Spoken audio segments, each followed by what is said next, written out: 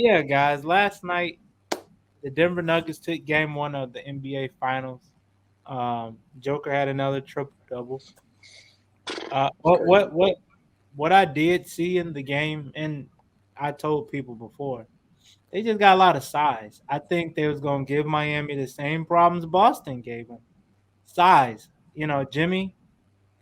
I don't know what he gonna do, but he gonna have to get into the chest a lot just to avoid getting his shot swatted. And I it's really with Joker, it's nothing you can do. He can shoot, he can get to the rim. It's like the only thing you can do is be physical with him and try to Can't even do that. push him out his game. That's really about it though. You can't even do that. But I don't, man. To be honest, I don't really know what Miami can do. You know, is that size that size showed it last night. Caleb Martin trying to drive on Michael Porter, and Michael Porter just using that Get athleticism. that weak stuff out of here. Yeah, Sorry. so I don't know. I don't know, but I think Miami. I think they can get maybe game three. I think that'll be their best chance back at home. But other than that, it's gonna be tough. It's gonna be tough Yeah, to do. Denver undefeated on the at home right now. I think in the playoffs. I think they're 10-0 in the playoffs at Yeah. home. Yep. It's a tough place to Yeah, win. because the format is what? It's 2-2 and then 1-1-1, right? Yes. Okay, so yeah, I'm about to say I feel like honestly that's the only way that Miami gonna possibly win is at home, man. And honestly, I can't even give all the praise to Joker last night. Honestly, like Thank honestly, you. I gotta get I gotta get that praise to Aaron Gordon. Honestly, like it was really the whole team, not just Aaron Gordon, but it was really the whole team. Like I think Aaron Gordon had almost 20, Murray had 24, Caldwell Pope had like 8 or 10. So I mean, it was pretty much the whole. And then Brown came off the bench and scored I think 12 as well. So, but honestly, I feel like the biggest factor is definitely going to be Aaron Gordon, though. Honestly, just because of the fact that he has a mismatch no matter who the hell is guarding him because he's one. If he got a big guy guarding him, he's athletic enough to get around him. He got a small guy guarding him. You saw what he did with Gabe Vincent and Caleb Martin last night. He was giving the boys the work in the paint last night. So honestly, I feel like as long as Aaron Gordon can continue on and scoring how he is and just playing how he is, the Nuggets, I feel like they're gonna sweep him. And like I said, it just Aaron Gordon. He's been really balling these last 2 games. Like coming out of his shell, honestly. And I feel like I like seeing that just because of the fact of what I'm saying, him being in Orlando. What I'm saying, he wasn't really getting too much. He wasn't really getting looked at like that. And then, like I said, after those two dunk contests that he lost, that I felt like he should have won. What a better way to rub it in Zach Levine's face by winning the championship. You feel me? So me myself personally, I like what I'm seeing out of Aaron Gordon, honestly. So as long as he can keep it up, and then like I said, the Michael Porter Jr. as well. I think he had like 15 as well. So and then he's been stepping up big time on defense. You know what I'm saying? I think he's been averaging like two blocks a game these last like 3 to 4 games. So like I said, as long as they keep playing team ball and just keep playing like how they were playing in the first 3 quarters, but that fourth quarter they Mhm. came out a little sluggish. You know what I'm saying? Letting Miami back in the game by what I'm saying, bringing it back down to 9 if I'm not mistaken. So as long as they can, keep playing like how they were playing in those first 3 quarters, it's a wrap. And then, like I said, I'm sorry, like Nico said, man, who the hell is going to stop Joker? Ain't nobody is able to stop Joker. They're clearly. It seems like the way that the Nuggets are playing, they're letting Adebayo get all the shots he's want because they're like, hey, we're gonna kill you with threes, but hey, you can't kill us with twos. Because I think Adebayo had 25 attempts last night. I don't think we ever saw Adebayo shoot that many attempts ever. You know what I'm saying? I think that was a career high for him. So I mean, for him to for them to pretty much the game plan is they're gonna let Adebayo get his, but as long as everybody else ain't getting his, I mean, shit, everybody struggled last night. It was Caleb Martin has one for seven. You know what I'm saying? I think Gabe Vincent he only had like 10 points or something like that. Butler only had 14. So if your highest person or highest scoring man is only gonna be Bam Adebayo, I'm betting my money on Denver to win this series in four for sure. Oh, that shit rhymed and I didn't even mean to. That's pretty good. I'm done. I'm done. Go ahead, John. No, I agree. People keep talking about how Bam, was the only one doing anything. It was. But I'm sitting there, I'm like, You mean Joker? 26 points on 25 shots. It's not efficient. Like it's solid, but it's not efficient. Like Yeah, I think Joker had 27 Joker points had on just 10 27 on attempts. 12 attempts. So like Bam was right. Now here's the thing. I am sick of people saying like the fouls had nothing to do with it. The free throws had not like the refereeing had nothing to do with it. Because if this was a 20-point game, like if anyone else took 2 free throws in an entire NBA game, you would think, oh, they lost by 20, they lost by 30. These dudes lost by 10 or 11 last night. I think 11 on a with only 2 free throws.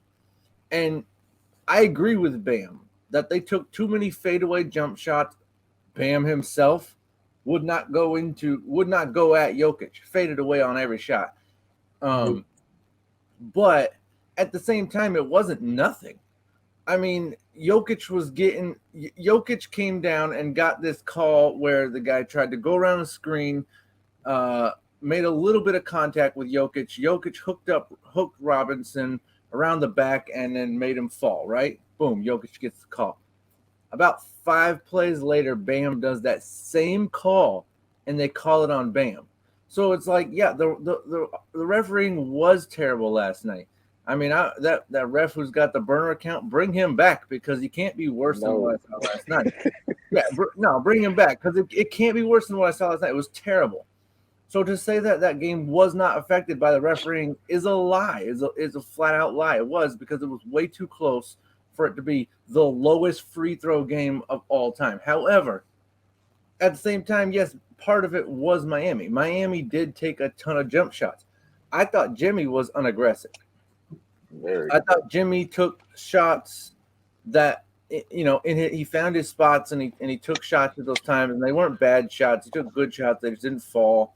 That won't always happen. He'll hit his shots next time, but like he wasn't aggressive.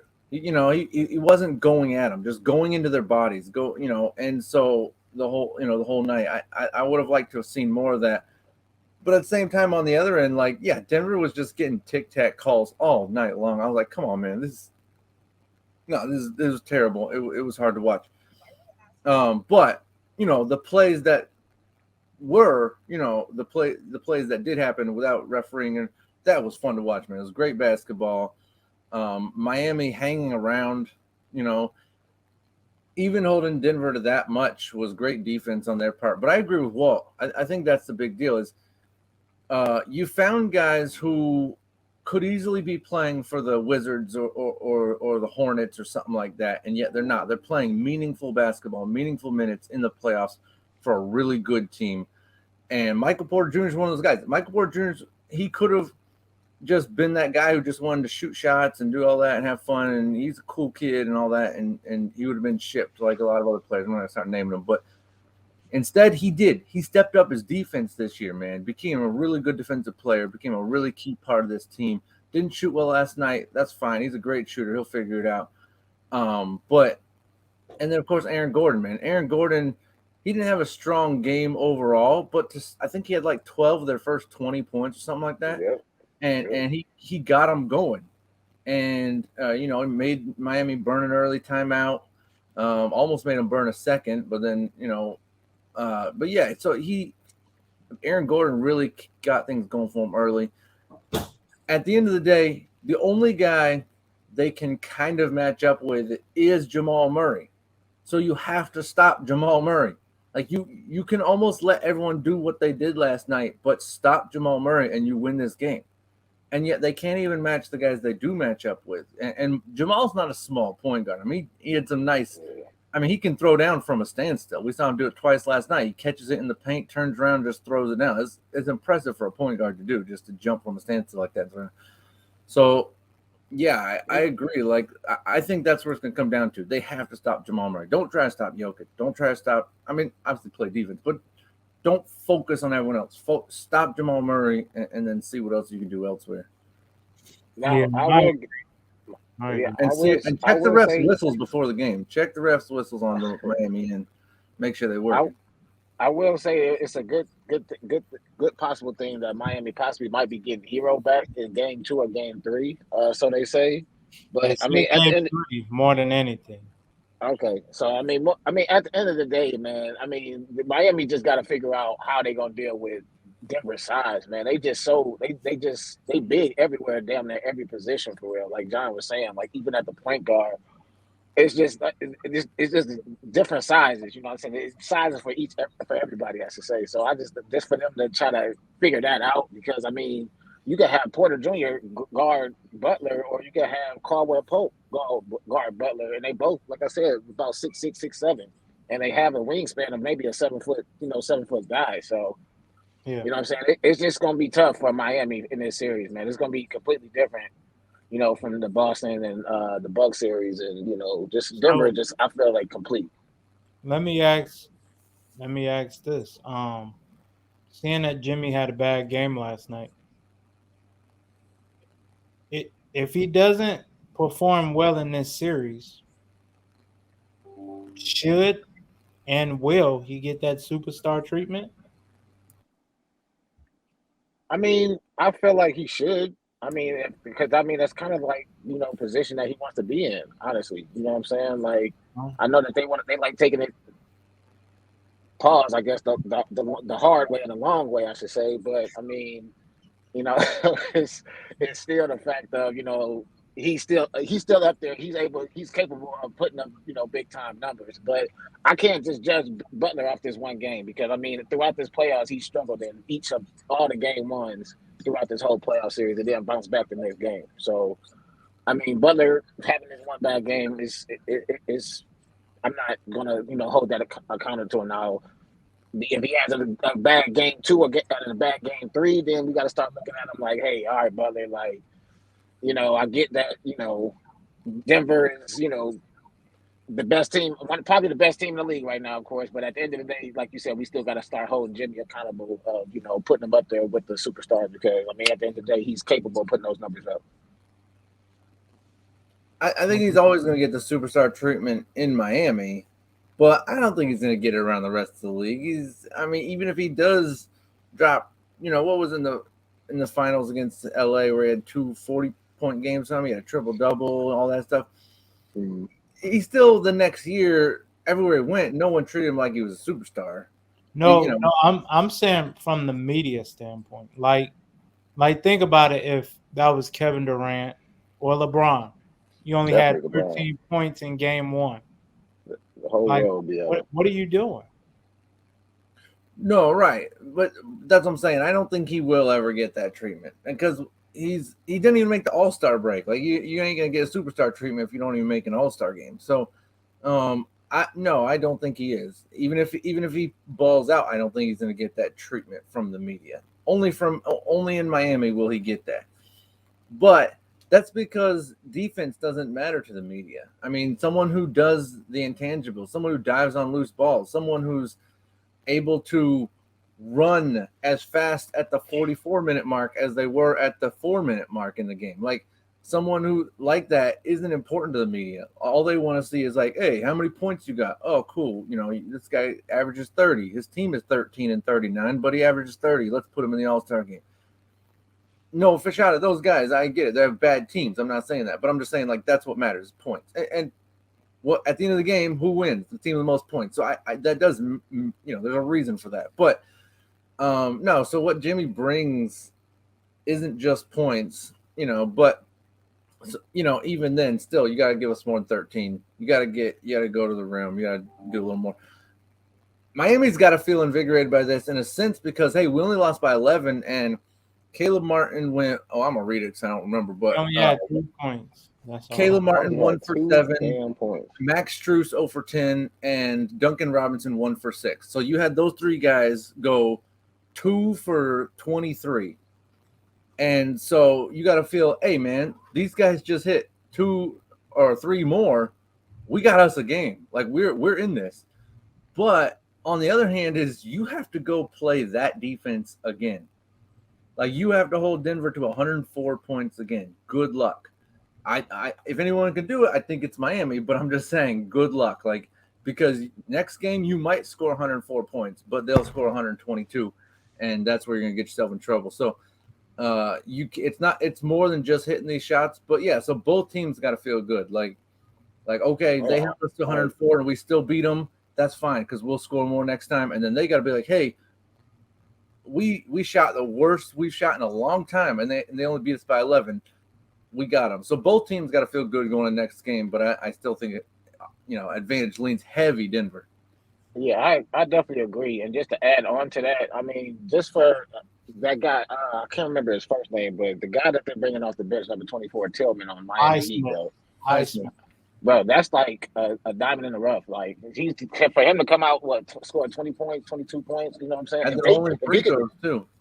If he can consistently at least give him like 10 and 15 and, be a contributor on the defensive end like he has been these last couple of days, like I said, it seems like Eric Spoelstra to kind of find something in this guy too by bringing him off the bench. Because as you can see, Caleb Martin and Strus didn't play the whole fourth quarter. I think Strus played like 32 seconds in the fourth quarter. And I think Tillman took over all the minutes in the fourth quarter for them because they were struggling so bad. So like John was saying, if I'm Miami, I'm looking at this like, hey, it's not that bad. We only lost by 11, and Butler only gave me 14. And, what I'm saying, my other key contributors, shot one for whatever, 20 or whatever it was, I should say. So, like I said, they were getting the open shots. They were getting almost all the shots they were usually getting in the playoffs. It's just they weren't knocking them down. So, they knocked those shots down. We're probably having a different conversation today.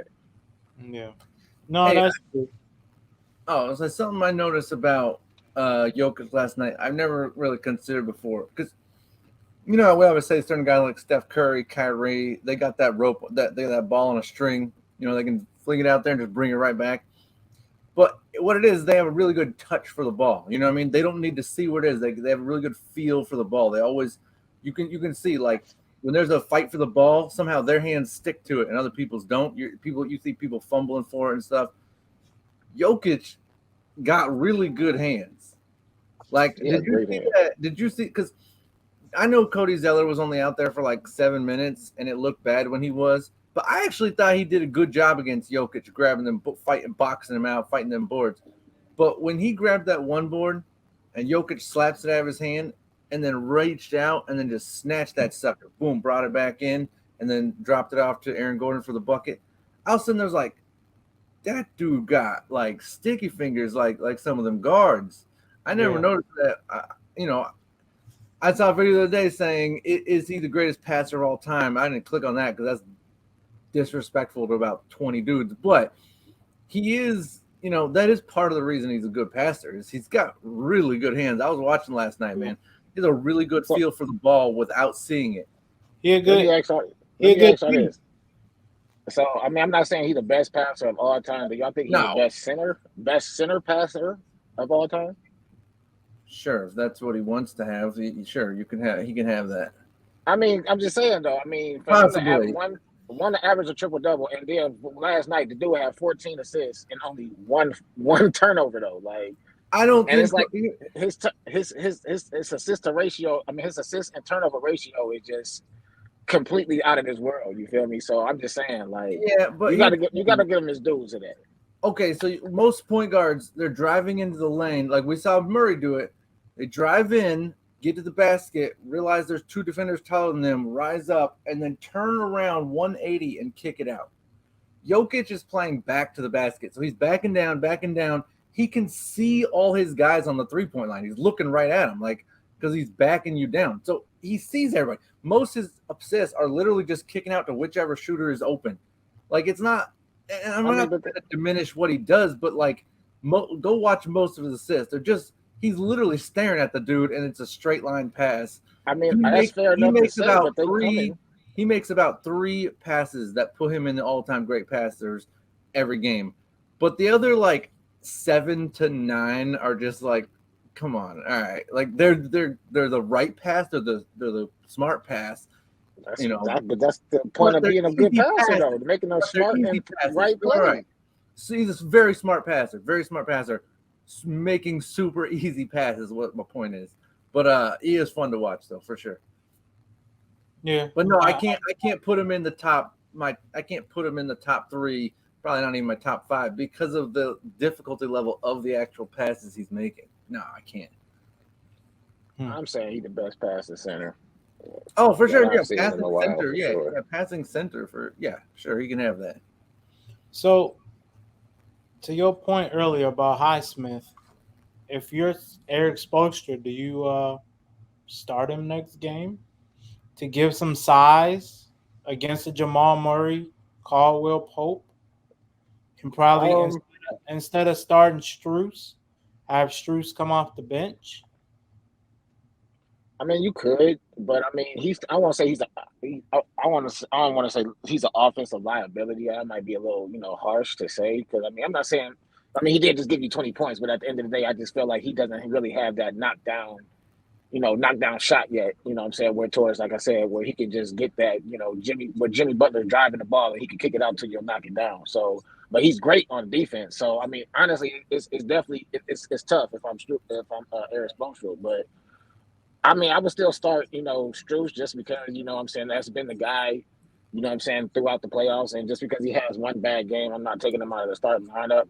Now, if we go through this game and he has another 1 for 8 game, then maybe I'm looking to switch up the lineup a little bit. But by that time, I mean, who's to say shit? Tyler Hero going to be coming back. So I'm pretty sure more than likely they're going to kind of ease him back into the lineup anyway. So, And do you have minute restrictions when he comes back? Because I mean, you don't want to throw my man just in there. Hey, I definitely think so. Only because of the fact, like I said, he hasn't played a game I think since April 14th. So I mean, he played game 1 and he got hurt. Him and Giannis both got hurt game 1. Right. So I think that was like around 8. That was April something though. Like, was it? That was like April something. So whatever. It's been a while since he played in the game. So I mean, I'm pretty sure they've been trying to have him in practice and things like that, trying to get him ready for what I'm saying, game time minutes. But it's nothing like really being in game time unless you actually in game time. So I mean, I see them probably giving Hero maybe like 10 to 15 minutes here and there just to see trying to ease him back in. But like I said, to answer your question, I don't think you want to take Struess out to start a lineup. I still start him the second game. Just to see how he does, because I mean, he's been doing what he's been needed to do throughout the playoffs. He had one bad game, so I'm keeping him in the start lineup. John, I mean, well, hey, anyone watching, drop your comments about what you think about the finals for sure. I still think Kevin Love could come in and play 10 good minutes, solid minutes. I mean, we're talking about one of the best rebounder, boxing out players we've ever seen. One of the. So I think Kevin Love. I'd like to see Udonis Haslem get some point or sometime in the NBA Finals. I don't want to see him come in game 4. Hang on, when it's game 4, they're about to get swept, down 28 in the fourth quarter. Bring him in so he can score 8 points. I don't want to see that. I want to see Udonis Haslem. I want to see Kevin Love play some meaningful minutes. I'm not saying 20 minutes. I'm saying put him out there for 3. Put him out there for 5. I don't care. And so you tell me in the middle of a clutch game. These are dudes. I'm so tired of people saying European ball dominates the NBA. It doesn't. You know what happens? It's guys who are willing to get, physical. Like there's a reason Porzingis did not do what Jokic is doing. There's a reason. There's a reason it took a guy from Serbia and not a guy from, it's guys like that, like them Russian type dudes who come over here and play like that, play that physical ball. Jokic is he's a tough dude. And you're not getting dudes from, the European ball just does not just translate to the NBA. You have to be a little bit physical. Kevin Love is physical. You gotta be a little bit physical to make it at this level, in the NBA Finals. And that's the thing is, I just don't see them getting physical with Jokic, and they need to, man. They need to get physical with him. So, hang on. Can y'all describe this getting physical with Joker? Because it's like, bro, he's like 280 pounds. I don't think I want to get that physical with Joker though. Because I mean, at the end of the day. Regardless of what you do, here's the one that I agree with. This is Giannis is obviously the best player in the league. This bitch. Giannis is the best player in the league. Giannis is the best European player in the league because but he is the best player in the league. He's still number 1, but I agree with that statement right there. But that's the thing is he gets physical. Giannis is a man. He's a strong man willing to get physical. It doesn't mean they already play. Oh, go ahead. No, I'm saying like just being European and playing fundamental basketball does not just translate into the NBA as success. You have to get physical. You have to be willing to get physical, and those guys do. No, yeah. I appreciate the comment, but I mean, at the end of the day, Giannis can't be the best right now because he's not playing for a finals. So at the end of the day, it's got to be Jokic right now because I mean, the best player. Hang on, are you so? If LeBron didn't win the finals, he was not the best player when he was LeBron. I've told y'all for the last 2 years, LeBron hasn't been the best. No. But when he was losing to the Warriors, he wasn't the best player in the world. No, he was still the best player in the world, even though he was losing. Like that's not how it works. Yeah, I mean it is, but LeBron was putting up worldly numbers, though. I mean that's completely different. Giannis, I mean, yes, he averaged a double, but I mean at the end of the day, they still got put out like in the first 30 and 12. They got put out in the first round, though. Like we are not calling a 3-game back injury. I get it, but at the end of the day, it's about being the healthiest team, and oh my gosh, that's what Denver is. You said that yourself. No, Giannis is still the best player. It's about being healthy when it comes to being in the finals. He was the healthiest team, and he's been the best player. He's been averaging a triple-double the whole damn playoffs. How could you not be considered the best player in the playoffs right now? Because Giannis isn't in the playoffs right now, sure, because he's the only because one they got eliminated by the team that they're facing. Okay, but we're not arguing this today. But Giannis is the best player in the world currently. He's the best player in the world. Yes, he is. I'll give you that. Yes, but right now in the finals, no, he's not because he's not there. Right. No, I agree with that. Yeah, but we're talking about European players. Giannis is the best player because he's the best. I mean, that's arguable too now, just because Joker is up there now. So I mean, hey, I'm just saying he's making me a believer. Nico, don't even come with that. He's making me a believer. I'll shut the show down if you say Luka. Come on, man. It's not even a discussion. Come on.